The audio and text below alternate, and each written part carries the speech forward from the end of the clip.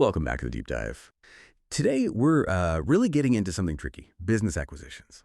Specifically, how you make those deals actually happen, and not just smoothly, but successfully. Getting sellers truly involved right from that first hello. Yeah, our mission today is finding those hidden keys. How do you get sellers past just like signing the paperwork? How do you make them genuinely engage with the whole process? Turning that often cold lead into someone who's actually collaborating with you. We're looking at a briefing document today called Keeping Park Owners Involved. It's got some really concrete strategies, especially for mobile home park deals, but the ideas apply much wider, I think. The core concept, pretty simple.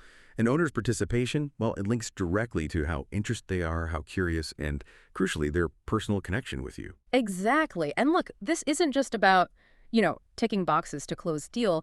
This deep dive is really digging into the human side of things because, let's face it, every transaction has people at its heart. When owners feel like you actually get them, they tend to open up more. So we're exploring how to build that trust, build those relationships. And by doing that, you start eliminating those really frustrating stalled deals, the ones that just soak up time and energy. You're going to learn how to make that whole journey from first contact to signing just better, more effective, and honestly, probably more enjoyable for everyone. Okay, so let's kick things off with something we've probably all felt. Those deals that just seem to drag, or maybe they just fall apart seemingly out of nowhere. What's really happening there? Well, it's fascinating, isn't it? Because often when a deal struggles, it's not really the numbers or even like a fundamental problem with the asset. Our source document points squarely at a lack of owner participation. Engagement. It uses a great analogy. When owners won't participate, they're not fully invested or curious about the benefits of selling to you. Makes sense, right? So the main goal kind of shifts. It's not just about making an offer anymore. It's about actively getting those park owners interested, curious, comfortable with the idea of selling their park specifically to your team. It's a real mindset shift, putting that human connection front and center, making them want to be part of the conversation. Okay, so if we buy that lack of participation is the silent deal killer, where do we start? How does the briefing suggest we actually bridge that gap? What's the very first thing? Well, the document's first rule, it sounds simple. Entertain them, be interesting, communicate well, and be curious. But there's depth there. It taps into something fundamental, People engage when they feel seen, respected. It's leveraging that psychology of reciprocity, genuine connection, building that rapport before you get bogged down in the details. Owners pay attention when they're actually curious about you, your company, your vision, how you do things, the value you bring to their community. It's really about making yourself and what you offer compelling, memorable. You mentioned being interesting, curious. Does the briefing give any really specific techniques, maybe something a bit counterintuitive for grabbing that attention right away? Oh, absolutely. It gets really specific on one technique, using the owner's name. And it stresses putting the name at the beginning of the sentence, not the end. That's key for impact. So rather than, I like this park, Mary, you'd say, Mary, I really like this park you've built here. How long have you owned it? See the difference? It's more than just manners. It taps into what psychologists sometimes call the cocktail party effect. Our brains automatically tune in when we hear our own name. It just cuts through the noise, pulls their focus, makes them feel important as an individual. The source even suggests saying something like, Ben, now I've got all of your attention, and then delivering your key point, because you genuinely have captured their focus then. Okay, but the frequency. Yeah. The document says 40 times in every step, maybe 400 times over 10 steps. 40 times per step sounds intense, almost robotic. How do you do that without it feeling, awkward or just weird? That's a really good question. And the implication isn't that you're literally counting like a robot. It's about weaving it naturally into the conversation, building those names into genuine questions that show you're actually curious about them. Like asking, John, what was your biggest motivation for getting into mobile home parks in the first place? Or, Mary, what do you think are the biggest opportunities here? The repetition happens because you're consistently making the conversation about them, their experience, their park, not just dumping information. And yeah, the document admits it might feel awkward initially, but it insists it's an instrumental way to keep your owner involved. It keeps the spotlight on them right through the whole process from that first call to closing. Okay, so talking, using their name strategically. What about getting them physically involved, moving beyond just listening? How do we make them active participants? Right. This is where the briefing talks about clever interactions. And there are several great ideas. First one, give gifts early. But not just any gift, make it thoughtful. Local. Imagine saying, Mary, here's a gift card for that local coffee shop down the road, our treat. By the way, Mary, check this out. And then you hand over a really professional looking executive summary about your company, your vision for parks like hers. That immediately pulls her in, you see. It's goodwill plus an invitation to see your vision. Ah, I get it. So the gift isn't just a gift, it's sort of an opener, a bridge to the next step. Precisely. And building on that, another powerful idea is to involve them in the park's future. Make them feel like their input matters. Ask about the park's history, its potential, what they see for its future if someone new takes over. You could say something like, Mary, we're genuinely curious about your insights on the community here. You know it best its strengths, maybe its challenges. It shows respect for their knowledge, their legacy. And beyond just asking, there's the hands-on tool use. This is really effective. If you feel the energy dipping, maybe the owner seems disengaged, open your laptop. Right there. Walk them through some recent comparable sales nearby. Show them a preliminary financial model for their park. Then ask, John, does this kind of revenue projection feel right based on what you know? Or is there something maybe we're missing here? You're not just presenting data, you're inviting them to look at it with you, to engage with the numbers about their asset. Using data like that interactively sounds smart. But is there a risk?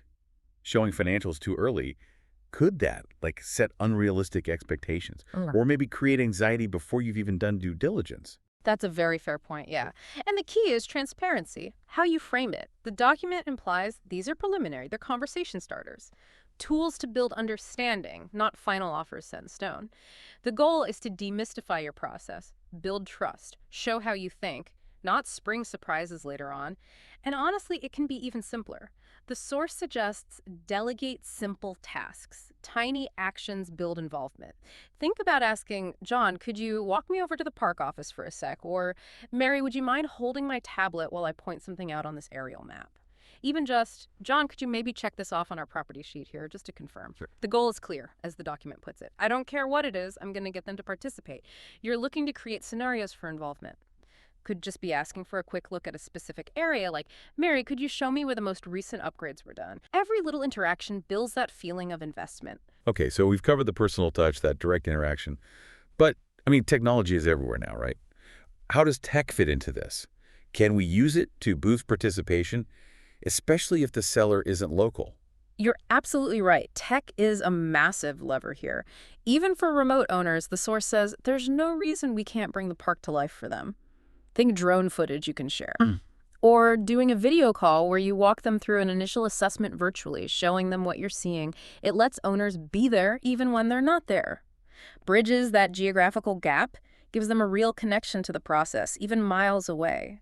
And this is where you can really stand out. The briefing states that acquisition folks who use interactive mapping tools, live financial models, they have a higher close rate at every office. Period. The trick is using these tools in the early part of your presentation. Don't hide them away like some big reveal at the end. Remember, the goal is to educate, involve, not surprise or, overwhelm them later. So it's not just having cool tech, it's using it dynamically as a tool for conversation, showing value early on. Exactly. And the real game changer, according to our source, is interactive future planning. The author says, I always make the owner consider 2 future scenarios for the park. Using those interactive tools, you show how your potential investments could boost the community's value, enhance their legacy. When you do that, the document claims it's game over. Owners are apparently blown away. They see it as expert analysis, not just another sales pitch. It totally elevates the discussion because you're showing them a tangible vision for their asset's future. And the warning is pretty blunt. If you don't use these features, you risk being just another buyer in their home giving them a pitch. You lose that edge.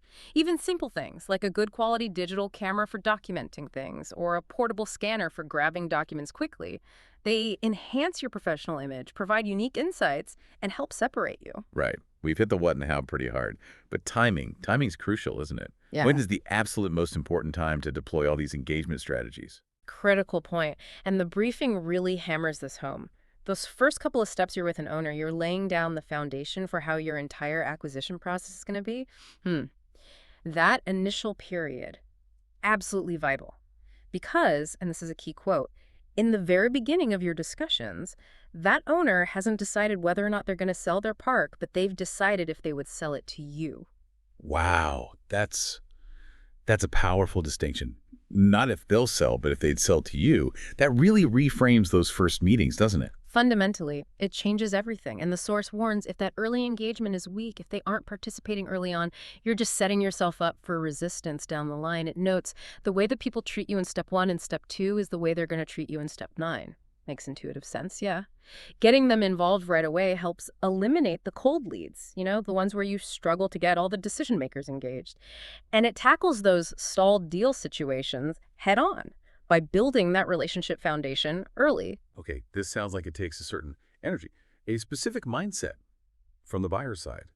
What kind of approach should you bring consistently to make this work? Yeah, the briefing talks about cultivating a first-time buyer mindset, which is interesting. It points out that brand new acquisition specialists always have the most success because they just demo and sell. It's new to them. It's fresh. They love the product, meaning your acquisition process. They believe in it. So the advice is try to stay a first-time buyer.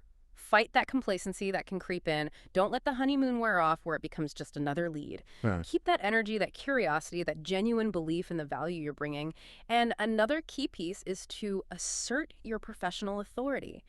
Remember, you're the expert here. They're counting on your expertise. You have a job to do. They might have to participate. That framing gives you the permission, maybe even the obligation, to guide them into participation. You're not just passively receiving information, you're actively leading them through something complex. They expect that. And again, those unique tools we mentioned, even a good tablet with mapping software, they help separate yourself from other buyers, make you seem more interesting, and reinforce that professional standing. Okay, so let's bring it all home. After all this focus on engagement, the right mindset, the tools, what's the payoff? What are the real tangible benefits for the bottom line here? It all ties together. The briefing is clear. Higher engagement directly leads to increased LOI, letters of intent, that crucial first agreement, and ultimately higher close rates. These aren't just fuzzy feelings. They're outcomes directly correlated with using those interactive tools and maintaining consistent engagement. It also means fewer reduced cold lid stalled deals because you've broken down resistance early and gotten everyone on board. Look, at its core, acquisitions requires communication. It requires participation. It requires interaction. It's inherent to the process. So by actively improving these elements, you naturally get better at communication, better at negotiation. Discussions become smoother, more productive. And it creates an enhanced seller experience. The owners feel valued, they feel involved, they feel confident in you and your process. That makes for a much better interaction overall. And ultimately, all that interest, all that participation you've cultivated, that becomes leverage into the close. It smooths out that final decision because they've been with you on the journey. They feel like a partner. That really does tie it all together. The Yeah. success of these deals, especially something so personal like someone's mobile home park, it's not just the numbers, is it? It's profoundly about that human connection. It's about making that whole selling process feel educational for them, interesting, interactive, making them a partner, not just, a seller. Absolutely. And maybe a final thought for you listening right now. Think about these principles: engagement, curiosity, personalization, using tools smartly. This isn't just for buying businesses. Where else in your life? Maybe a project at work, a tough negotiation, even just a personal goal you're working on. Where could you apply these ideas? How could you foster more interest, build more trust, get better results just by actively involving others? What's one thing from this deep dive that stands out to you that maybe you could try putting into practice today?